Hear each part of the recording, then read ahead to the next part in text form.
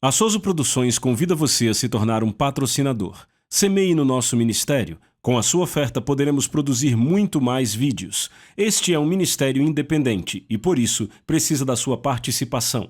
Inscreva-se no canal e compartilhe os vídeos. Seja um multiplicador desta visão.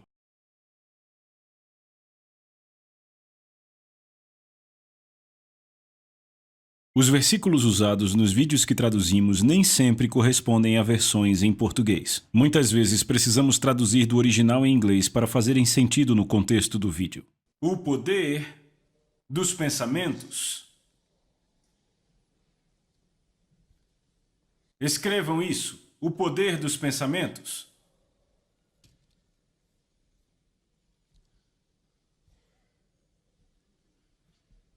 Pensamentos são poderosos. O que são pensamentos?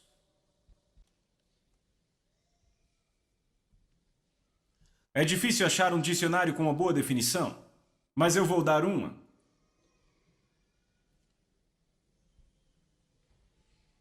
Certo? Pensamentos são poderosos, mas o que são eles exatamente? Eu escrevi uma boa definição para vocês.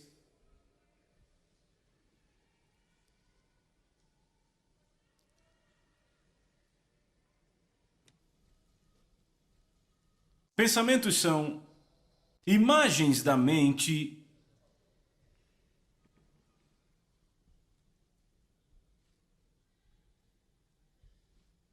que têm possibilidades que podem ser construtivas ou destrutivas.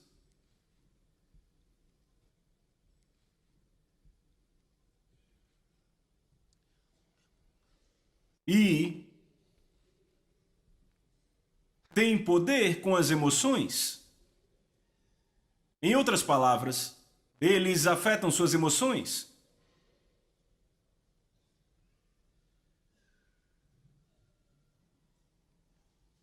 Às vezes, eles são imaginações, mas eles são mais do que imaginações. Porque imaginações são apenas imagens que vêm para você. Mas pensamentos, muitas vezes,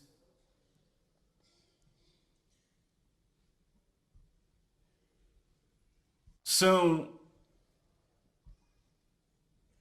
criados por você para deliberar.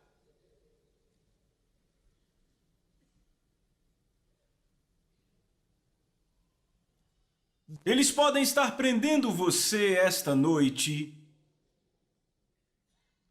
ou, como resultado dos seus pensamentos, você pode estar experimentando gloriosa liberdade hoje. Pensamentos são tão importantes. Muitas vezes subestimamos as possibilidades dos nossos pensamentos.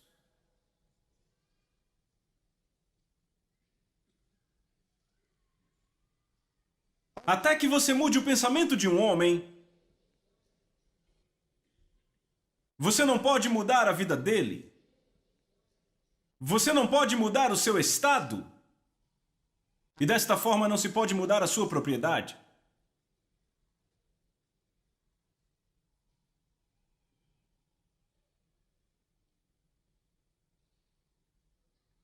A forma mais rápida de afetar seus pensamentos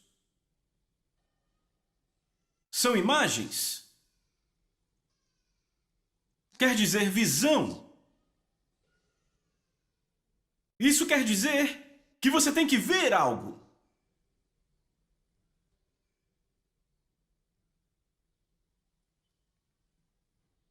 Deus disse a Abraão, sabe, ele disse ao homem, quando ele não podia ter um filho, e ele já era um homem velho, a sua esposa já era velha, E Deus disse a ele: você vai ter um filho.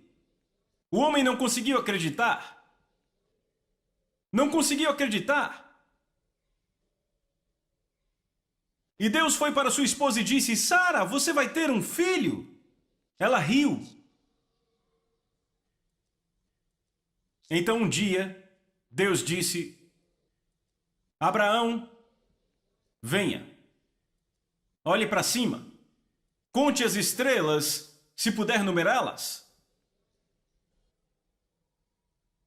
Deus, na verdade, não estava pensando na forma das estrelas, nem no número delas, nem se o homem poderia contá-las. Mas ele queria ajudá-lo a ver, porque ele disse para ele: por causa de você, as nações do mundo serão abençoadas. Você vai gerar reis. Sara será mãe de príncipes. Em outras palavras, você vai dar à luz estrelas. Eles não serão pessoas normais, serão estrelas. Então ele vem, olhe lá para cima, conte as estrelas. E o velho Abraão sai, ele olha, e ele diz: Deus, são muitas. E Deus diz: muito bem, assim eu te vejo.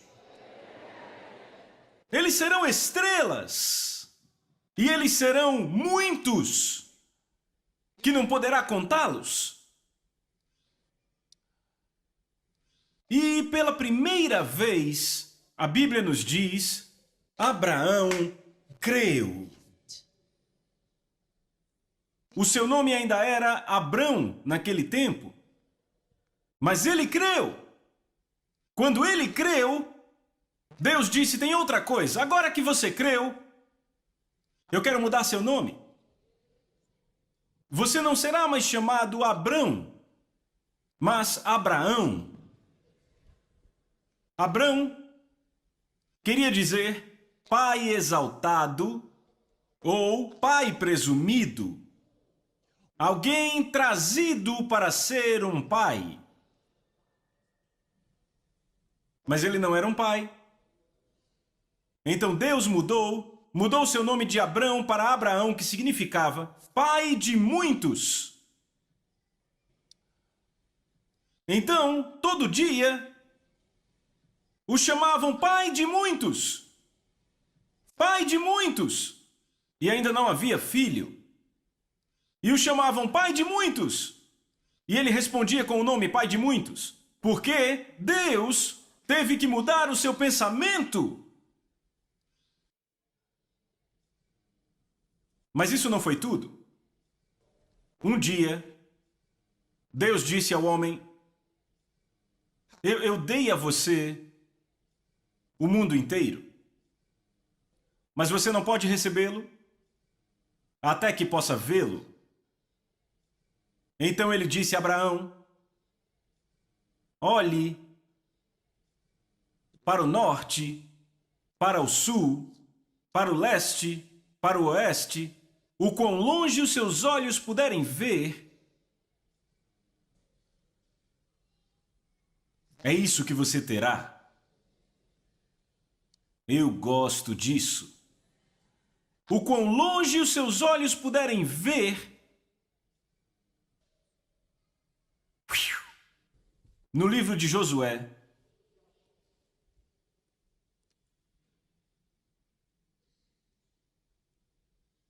Josué capítulo número 6,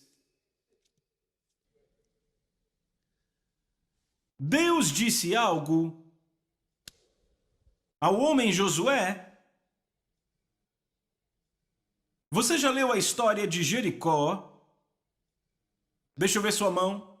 Você já leu? Ótimo. Eu quero que você leia para mim Josué capítulo 6, do verso 1 até o verso 2. 1, 2, vão. Ora, Jericó estava rigorosamente fechada por causa dos filhos de Israel, ninguém saía nem entrava. Então disse o Senhor a Josué: Veja, entreguei na tua mão Jericó, o seu rei e os seus valentes. Viram isso? Vocês notaram no verso 2? A Bíblia diz: o Senhor disse a Josué: Veja, eu entreguei na tua mão Jericó. Ele diz: Veja. Diga alguém: veja. Mais uma vez: veja. Deus disse: Veja, entreguei na tua mão Jericó. A questão é se você pode ver. Se o homem não pudesse ver que Deus lhe tinha entregue Jericó, ele nunca teria Jericó. Como você pode ver?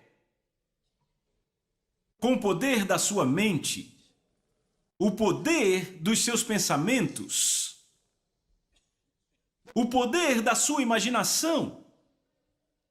Ele disse: Veja, eu entreguei na tua mão Jericó. Ele tinha que ver primeiro. Ouçam.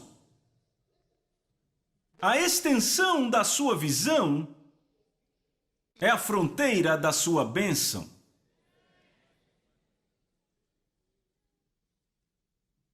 O quão longe a sua visão puder ir é o quanto você vai possuir.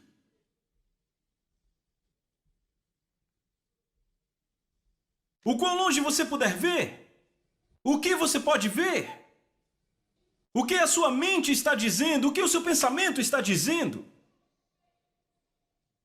Eu disse: seus pensamentos podem estar te prendendo hoje, ou seus pensamentos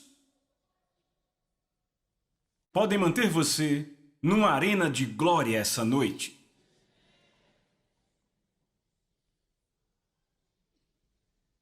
Pense nisso. O que você pode ver? Talvez o médico disse que você nunca mais andaria. E agora tudo o que você vê é que você vai morrer. Vão te enterrar. Alguns choram, outros sorriem.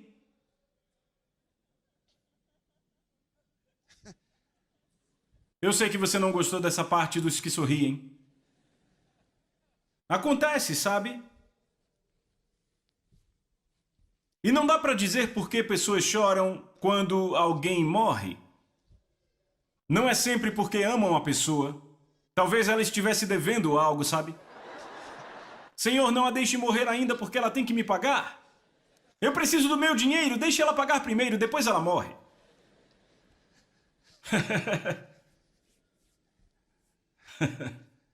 Sim. Aleluia. O que você vê?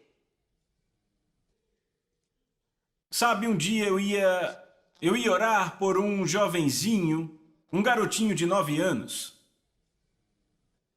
E depois me disseram, eu me lembro agora, o mesmo erro que eu cometi agora, cometi lá. Depois me disseram que era uma garota. Parecia um garoto, se vestia como garoto. Então eu achava que era um garoto, e eu achei outra vez que era um garoto, e lá me corrigiram, disseram: não, é uma garota. Eu disse: desculpe, vestido como um menino, parece um menino, e age como um menino, então... Ok, então, vamos para a história.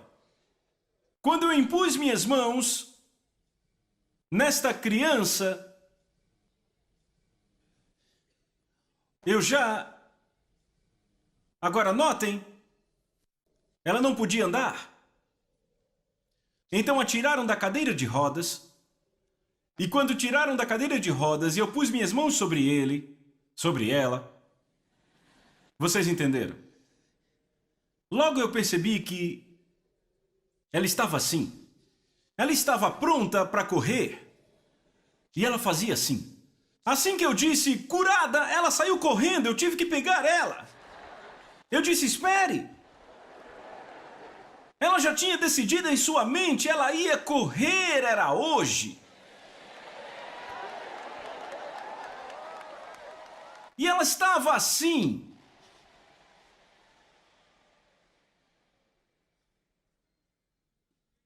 Imagens da mente.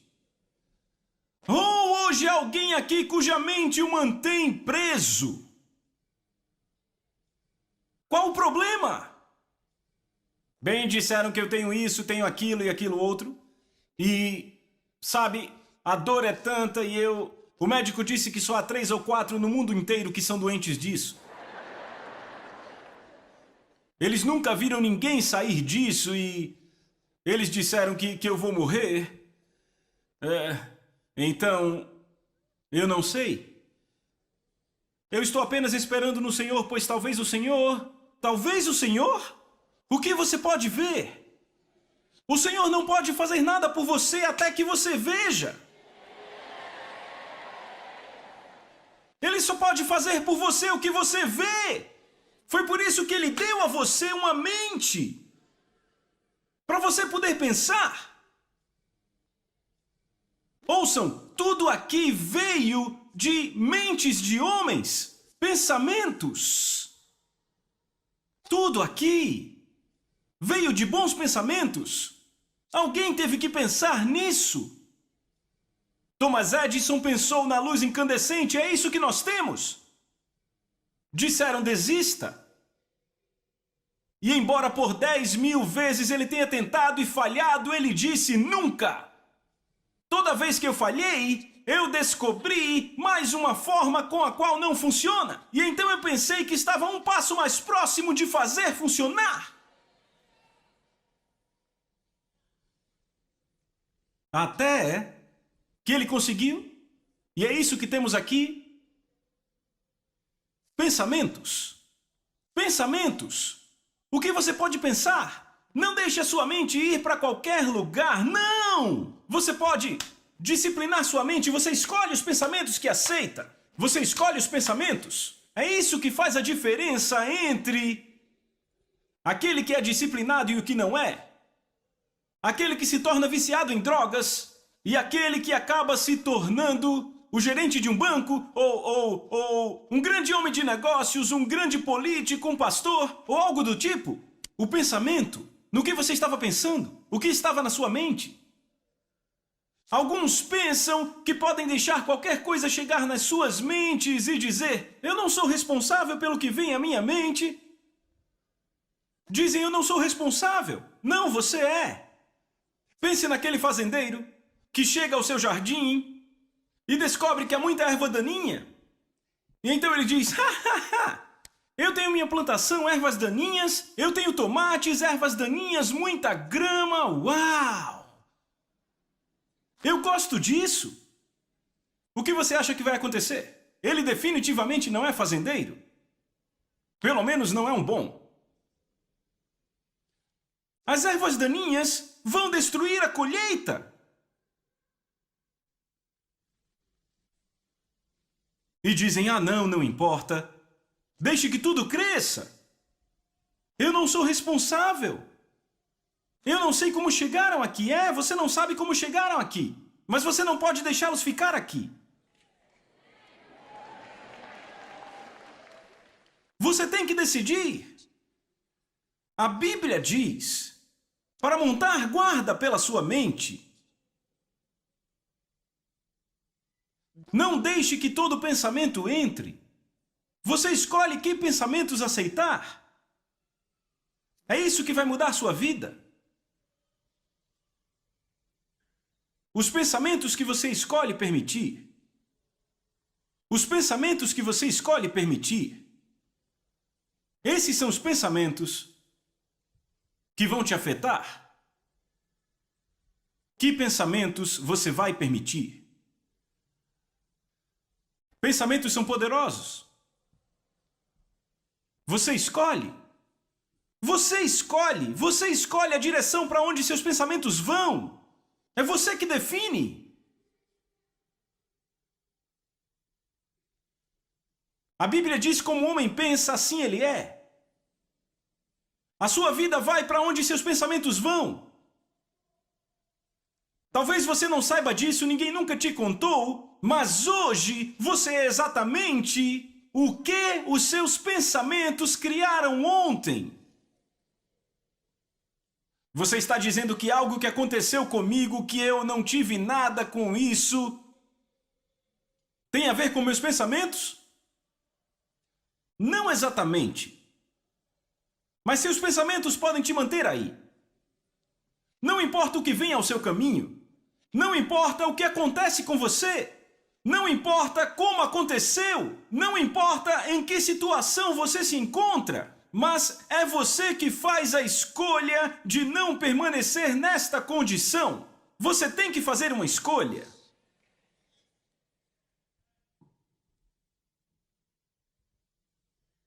Você tem que fazer uma escolha.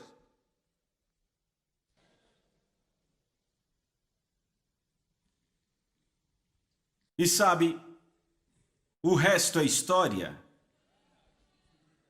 Aleluia! Aleluia! Não! Não fique lá! Não fique lá! Não fique lá! Não importa o que ninguém diz, a sua vida vai continuar numa posição em que é limitado por limitações humanas. Você vai ser limitado pelo conhecimento de outras pessoas. Você tem que escolher não. Tem que dizer não. Por exemplo, alguns anos atrás, a malária era conhecida como uma doença mortal. De fato, muitos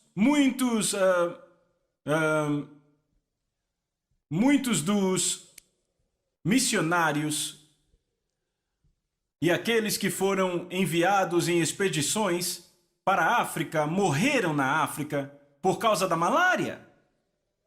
Era a doença mortal da época. Todos tinham medo da malária. Se alguém tinha malária, já sabiam que ele já era. Diziam, ele está com malária, ele está acabado. Mas assim que encontraram a cura para a malária, ninguém mais tinha medo da malária. O que aconteceu? Disseram, há uma cura, diziam, há uma cura. Diziam no rádio, há uma cura. Colocaram em livros e jornais, há uma cura. E então, ei, você ouviu, há uma cura para a malária. Nós não temos mais medo da malária. Porque alguém descobriu sobre a malária. Então minha vida deveria estar limitada pelo conhecimento de outros homens. Se não pudessem descobrir sobre isso, eu estava acabado. Até que descobriram sobre isso. Alguém de alguma forma tinha que descobrir sobre isso, para que eu fosse livre. Eu tenho que fazer uma escolha. Se a minha vida vai continuar ou não nesse tipo de jornada. Sempre limitada até que alguém em algum lugar, que eu nem mesmo conheço, descubra algo para me ajudar. Talvez seja a sua situação hoje. Talvez você esteja numa condição sem cura. Ela tem câncer. Câncer? A sentença está pronta. Ela tem câncer. E você pode estar com medo porque você tem câncer. Porque disseram que eles não têm uma cura para o câncer. E você está pensando, bem, disseram que não tem cura? Eles disseram, quem são esses eles? A pergunta para você é, existe uma cura para o câncer?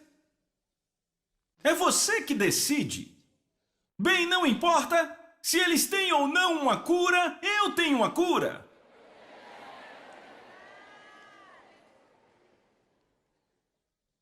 Vamos lá. É você que toma essa decisão. Ninguém mais pode fazer por você. Eu não vou deixar o câncer me matar. Eu vou matá-lo. Eu queria que vocês pensassem assim. Sabe, eu tenho estado na minha mente muitas vezes. Muitas vezes. Você já leu sobre Davi e Golias? Vamos. Alguém aqui? Você sabia que aquela história é verdade? Você sabia que aconteceu de verdade? Ou vocês acham que eles inventaram de alguma forma? Não, é uma história real. Golias era real. Ele era o gigante de Gate. Davi era real. É mais fácil as pessoas acreditarem que Davi era real do que Golias era real. Golias não era uma imaginação. Golias era real. Ele era grande, era enorme. E ele era um homem forte. Ele era chamado campeão. O campeão de Gate. E ele tinha 4 irmãos. E eram todos gigantes. E Golias era o líder do exército. Ele era o maior deles. E quando ele veio, todo Israel tremeu, incluindo o rei Saul, que era maior que qualquer outro em Israel, e ele era o rei. A Bíblia diz que ele era maior do que qualquer um em Israel. E Golias, o campeão dos filisteus, se levantou e disse: alguém pode me desafiar? E ninguém podia. Todos tinham medo. Pense nisso. Eu quero que você pense. Pense. Me acompanhe agora. Eu estou falando de pensamentos. Você está aí? Eu disse, eu já passei muitas vezes pelas Escrituras para ir com Davi e ver o que aconteceu.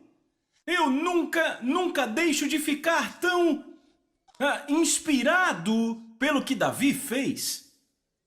Quando todos estavam com medo, o jovem Davi veio.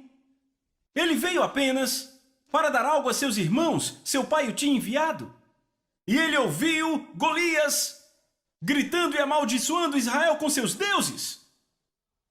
Ele disse a seu irmão mais velho: quem é esse boca grande? Disseram: esse é Golias de Gate. E por que ninguém pode derrubá-lo? Seu irmão disse: cala a boca. Você não ouviu? Não tem ninguém maior do que ele, não, nunca vi. Por isso que tem que derrubá-lo. Seu irmão disse: sai daqui e volta para casa. E então ele foi a outros soldados e disse: olá, senhores. E então ouviram Golias, e eles tremeram. Davi diz: não tremam, aguentem. O que o rei daria a alguém que derrotasse esse cara? Disseram, ninguém consegue mesmo, por isso que fizeram a oferta. Você já viu pessoas negativas? Quando há uma oferta, mesmo na TV, um produto, eles dizem: ei, qual a pegadinha? Nada vem de graça. Eles são negativos. Sempre negativos. Qual a pegadinha? Nada é de graça, estão oferecendo algo para pegar algo por trás. Então disseram: sim, ninguém pode derrotá-lo, então o rei fez uma grande oferta. Certo, o que é isso exatamente? Disseram: número 1, a sua família ficará livre das taxas, nunca mais impostos. Sério? Então ele vai casar com a filha do rei, você imagina isso? Você nem é rei, então imagina. Ele disse: casar com a filha do rei? Sim. Não só isso, muitos outros presentes. Ele disse: eu posso fazer isso, você? Davi disse: alguém pode me levar ao rei? Correram para o rei, vida longa ao rei para sempre. Tem um jovem lá fora que disse que pode derrotar Golias. É mesmo? Quem é ele? Tragam-no. Ele estava esperando um soldado enorme, sabe? E então trouxeram aquele pequenininho. E Saul ainda estava procurando por quem era. E o jovem Davi entrou. Ele disse: onde está? Disseram: esse aqui, você. Ele já conhecia Davi. Ele disse: volte para sua mamãe. Ele disse: você é um jovem, e aquele homem tem estado em guerras desde a sua juventude. Ele disse: não, senhor. Sabe, eu estava cuidando das ovelhas do meu pai um dia. Um leão veio e pegou uma delas. Eu fui atrás do leão, peguei pela barba, abri ele no meio e o matei. Saul disse, isso não é sério. Ele disse, não só isso, Senhor. Em outra ocasião, um urso veio e pegou uma das ovelhas. Eu fui atrás do urso e o matei. Ele disse, Senhor, esse Golias aí fora vai ser como um deles. Ouçam, ouçam. Saul nunca tinha ouvido ninguém falar desta forma. Era um tipo diferente de fala. Ele disse, jovenzinho, eu gosto de como você fala. Você quer tentar? Sim, senhor, sim, senhor. Certo. Ele trouxe sua armadura. Ele disse, você tem que vestir isso, esse cara é forte, coloque isso na sua cabeça. E colocaram nele. Certo, vista essa armadura. E aqui, aqui. Depois que ele vestiu tudo, ele saiu assim. Davi disse, se eu vestir isso, ele vai me matar. Por favor, posso tirar tudo isso? E o que você vai vestir? Ele disse, eu não preciso de nada. E então tiraram tudo. E Davi disseram, e a espada? Ele disse, eu vou matá-lo com a própria espada dele. Então, pense nisso. Pense nisso. Eu quero que você pense nisso. Você pode pensar? Davi solta todas essas coisas e vai para fora com estilingue. E então ele pega 5 pedras lisas. Porque ele disse, quantos gigantes tem lá? Disseram 5. Ele disse, ok, preciso de 5 pedras. Uma para cada um. E ele pega as 5 pedras. E então Eliabe, seu irmão mais velho, olha adiante e vê o seu irmão Davi. É o seu irmão mais novo. O que eu vou dizer a papai? Ele já estava chorando. Não, quando você quer dar um passo de fé, é quando aqueles que te amam começam a chorar. Disseram que hoje você morre e você enlouqueceu. Agora dizem que ele enlouqueceu. Ele não tem capacete. Ele não tem armadura. Ele não tem escudo. Ele não tem espada. A Bíblia especificamente nos diz que não havia espada na mão de Davi. E então ele saiu e o grande Golias diz, onde está seu campeão? E o pequeno jovem Davi apareceu. E ele estava assim.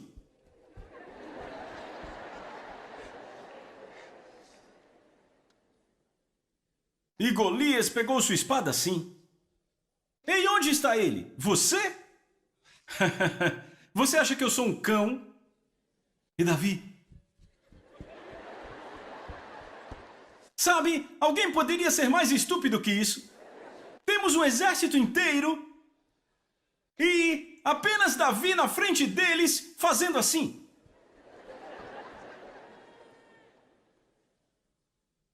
E aquele Golias enfurecido, a Bíblia diz que ele começa a amaldiçoar Davi com seus deuses. Ele estava com tanta raiva porque aquele garotinho veio para insultá-lo. Isso é um insulto, você é um rato, você. E enquanto ele dizia tudo isso, Davi disse, você vem contra mim com espada, com escudo, com a lança. Mas eu vou contra você em nome do Senhor dos Exércitos.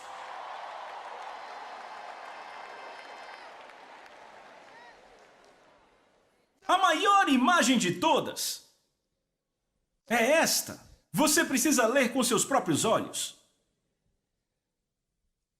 Quando Golias deu um passo na direção de Davi, a Bíblia diz que Davi correu em direção a ele.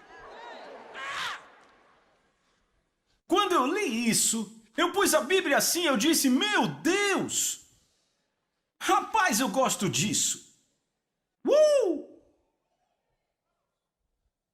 Davi correu em direção a ele. Talvez ele devesse ter feito assim. Ele não fez isso, ele foi em direção a Golias. E você imagine Os soldados de Israel que desmaiaram naquele momento estavam mortos. Mortos! Porque agora iam ver aquele garoto partido ao meio por Golias. Mas ele lançou a primeira pedra e Golias estava no chão. Bom! Vocês estão me ouvindo hoje? É isso que pode acontecer a esse câncer.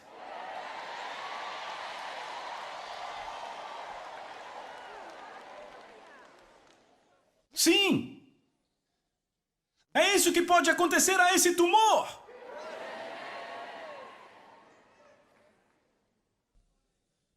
É uma escolha. Quando você diz, disseram que é muito grande. Disseram que está no último estágio. Disseram que eu vou morrer. Disseram. O que você vê? O que você vê? Às vezes você vê o que você não quer ver.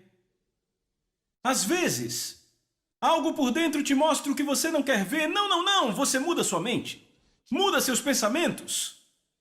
Muda seus pensamentos.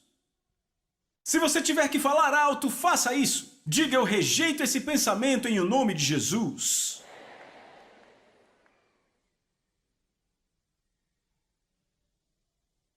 Então, o que você vê? O que você vê? O que você vê? Meu Deus! O que você vê?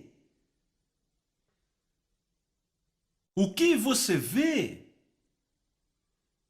Mude a sua mente. Você consegue ver sua situação mudando?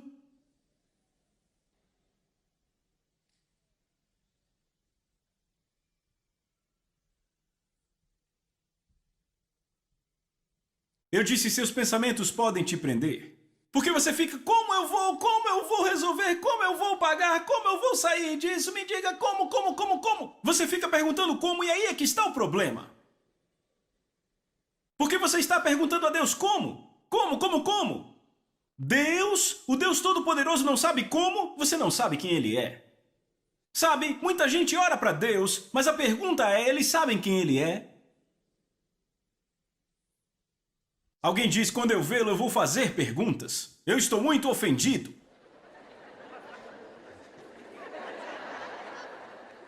Se você o visse agora, simplesmente desmaiaria. Veja o que aconteceu com João. João disse, quando eu o vi, eu caí. E esse foi João que esteve com ele por 3 anos. Ele o viu em sua glória e apagou. Você não viu isso e diz, quando eu vê-lo, eu tenho 3 perguntas para Deus.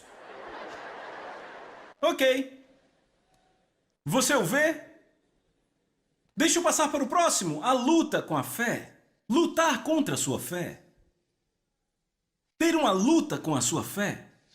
Quando eu vejo tantos cristãos lutando contra a sua fé. Eu lembro quando eu costumava lutar contra a minha fé. Todos temos que passar por esse estágio. Porque esse é o estágio onde a sua fé está sendo treinada, testada e fortalecida. Lutar contra a sua fé. Às vezes é para suas finanças, para seu emprego, para sua família, para sua saúde. E você tenta acreditar e tenta acreditar. Você está tentando acreditar, esperando que funcione. Frequentemente é onde acreditar e ter fé colidem. Onde temos que realmente entender o que a fé é de verdade. E nós achamos que é fé e não é fé. Alguém diz, na verdade eu tive fé para isso, eu realmente tive fé e não funcionou. Deixa eu te dizer algo. Se não funcionou, não era fé. Acredite nisso, é muito importante. Se não funcionou, não era fé. Eu quero que isso encharque. Diga a alguém, se não funcionou, não era fé. Deixe-me explicar a vocês o que é a fé em termos simples, certo?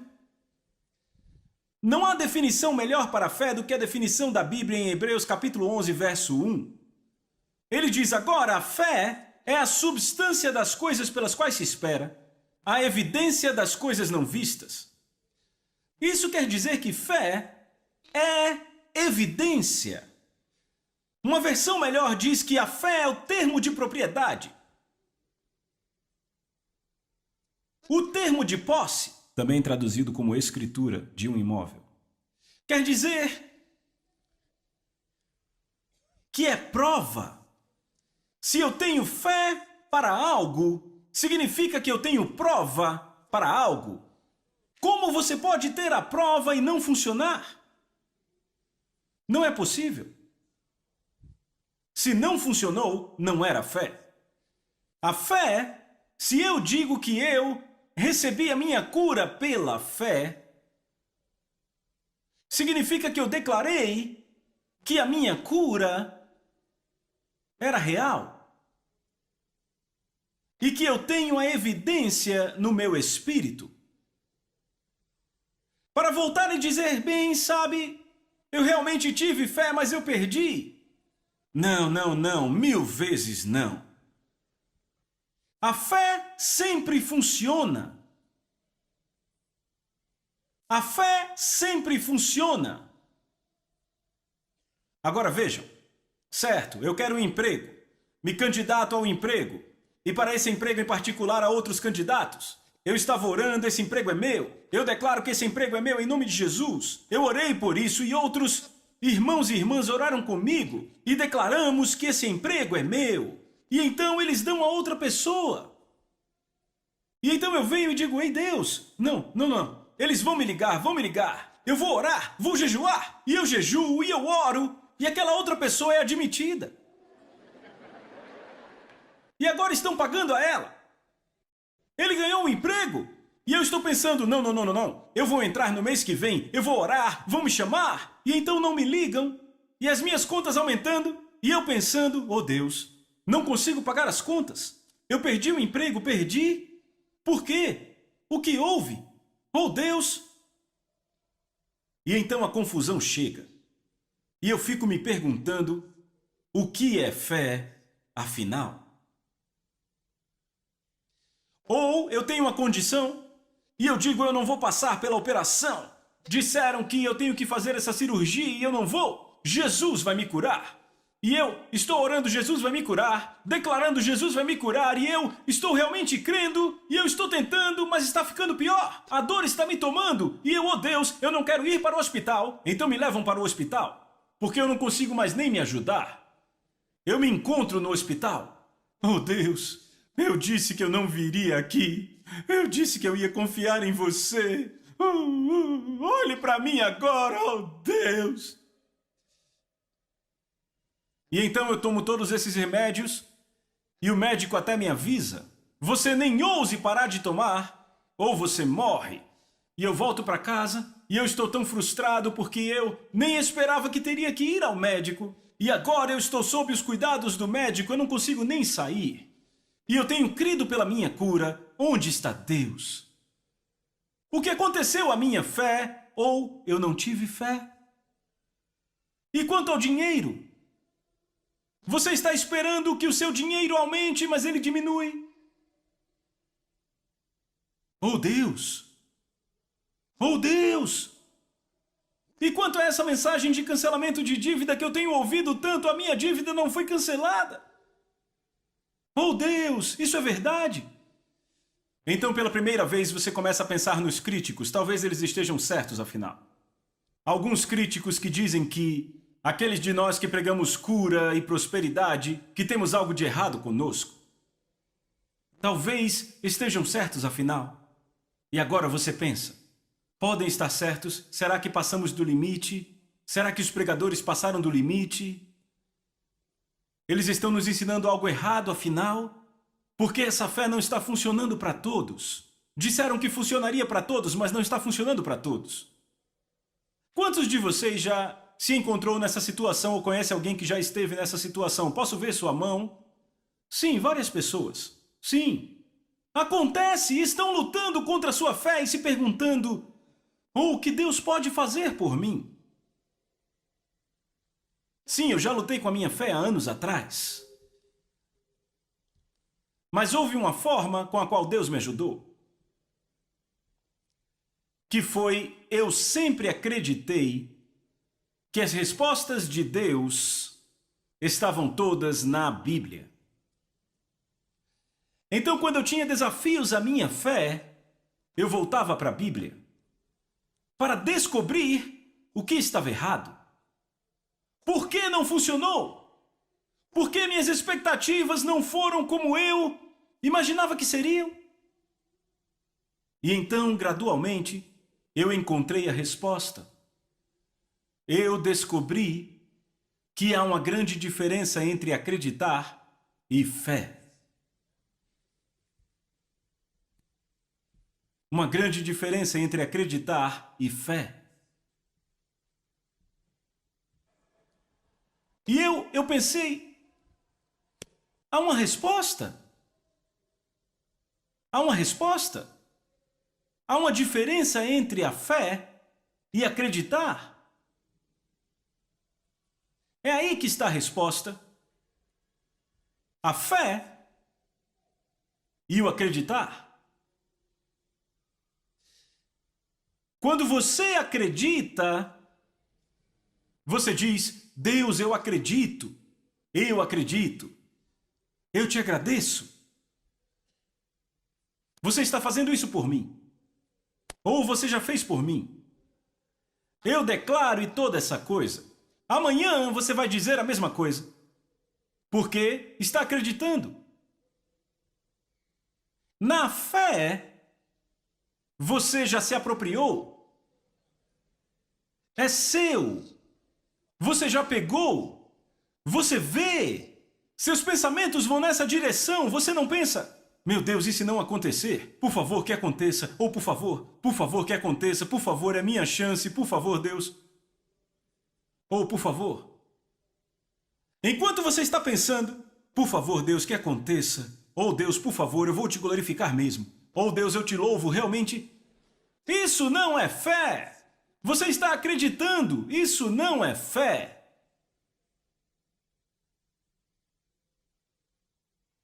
Fé quer dizer é seu agora.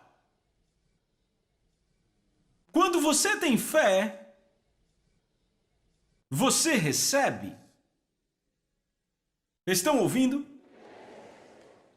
Quando você recebe, isso se torna seu. A fé não está tentando conseguir algo.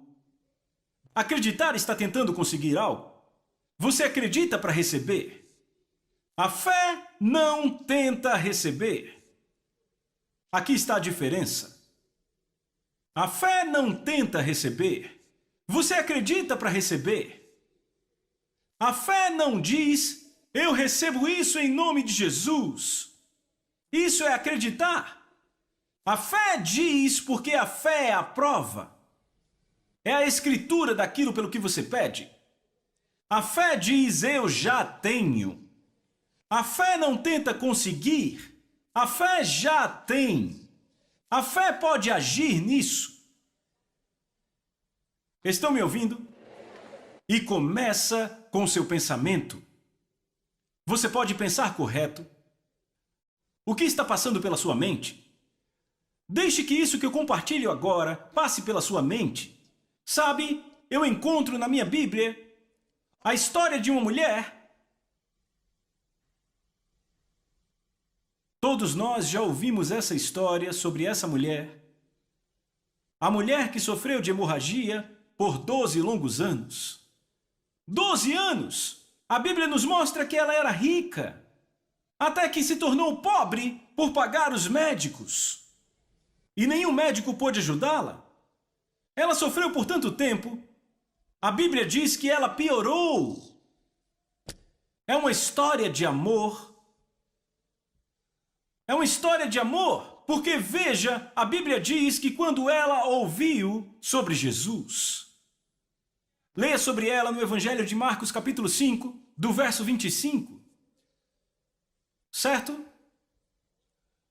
Estão me ouvindo?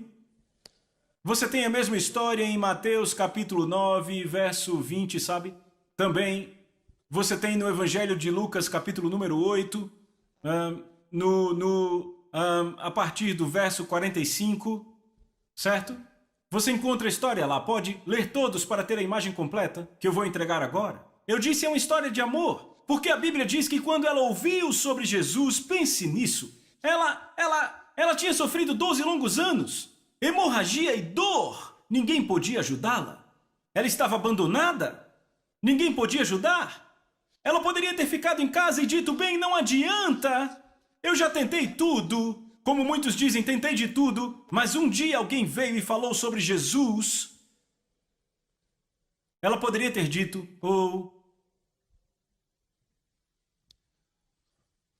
é um daqueles enganadores, um daqueles charlatões. Não disseram não, esse aí nos ama. Você precisa ouvi-lo falando. Você vai ouvir a voz do amor através dele. Você vai ver os olhos dele. Estão cheios de amor. Eu estou sofrendo com hemorragia. Eu não posso ir lá. Não, disseram, ele ama você. Ele não vai te rejeitar. Você pode se aproximar. Próximo a ele, os fariseus nem vão olhar para mim. Não, esse não é um fariseu. Os saduceus não vão me ver. Não, ele não é um saduceu. Vem, mas ele é Jesus. Ele cura pessoas. Ela disse, uau. Disseram, ele abre os olhos dos cegos. Ele cura ouvidos surdos, faz os aleijados andarem, até os amputados são curados, aqueles com membros amputados são curados. Nada disso a tocou até que um dia disseram, ele encontrou um leproso que estava morrendo com lepra e ele o tocou e ela disse, ele o tocou? E ninguém toca um leproso? Disseram, esse aí toca, esse aí toca. É uma história de amor. Quando ela ouviu isso, ela disse, tudo o que eu preciso fazer é tocar a orla do seu manto. Se eu puder tocá-lo, eu serei curada. Porque ela reconheceu que se aquele homem amava tanto, eu nem preciso que ele me note. Quer dizer, sou eu que vou tocar naquele poder. Ele nem precisa me notar.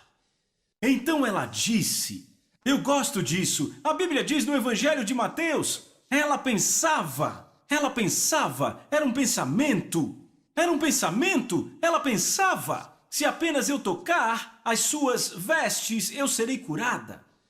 Era um pensamento. Qual o seu pensamento hoje? Uma senhora não podia ir ao encontro. Ela disse, eu tenho que ver o pastor Chris, eu tenho que ver, disseram, está tudo cheio. Ela disse, ok, posso ficar aqui enquanto ele passa, eu só quero vê-lo, se eu vê-lo serei curada. Agora ela não podia andar, numa cadeira de rodas. Enquanto ela estava ali, o pastor Chris passou, ela disse, eu estou curada. E adivinhem, quando ela disse isso, ela se levantou e a doença se foi dela. As dores, o diabetes, tudo o que a punha naquela cadeira de rodas. E ela começou a andar e correr. Glória a Deus! Aleluia! Ela disse, tudo o que eu preciso fazer é ver. Ela não conseguia entrar no lugar. No auditório, ela disse, quando ele passar, eu apenas quero vê-lo. Se eu vê-lo, eu serei curada. E era tudo o que ela precisava. E ela foi gloriosamente curada. Tantos outros foram curados assim. Mas você está bem aqui. Você está aqui. Talvez foi a sua fé. Você pode ter um milagre hoje. Sim.